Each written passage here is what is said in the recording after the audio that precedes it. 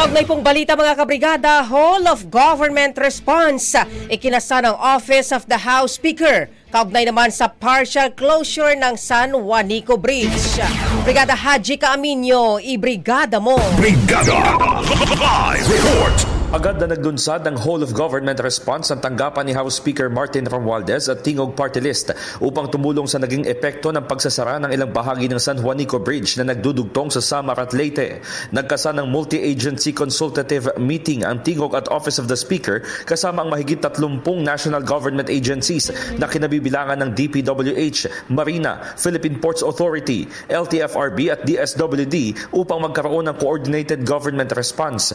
Napag-usapan sa pulo ang kolaborasyon ng DPWH at Marina upang tukuyin at ihanda ang alternatibong ruta at pantalan sa bayan ng Basay para sa RoRo operations na titiyak sa pagpapatuloy ng biyahe ng mga produkto at mga pasahero na apektado ng pagbabawal sa heavy vehicles na tumawid sa tulay.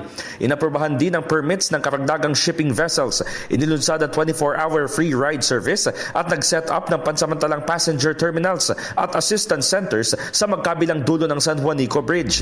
Bukod dito, naghahatid ng pansamantalang matutuluyan, basic services at emergency support sa tulong ng DSWD, Office of the Civil Defense, AFP, PNP, DICT at local SWDOs. Sinabi ni House Assistant Majority Leader Jude Asidre na suportado nila ang panukalang 1.7 billion pesos na rehabilitation fund ng tulay dahil sinasalamin nito ang agarang pangangailangan na isaayos at gawing mas matibay ang struktura.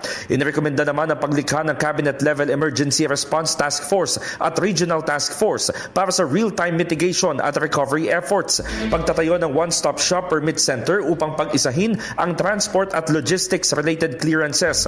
Financial support sa mga apektadong MSMEs, pagpapalawak sa operasyon ng RoRo at pag-regulate sa basic commodity prices.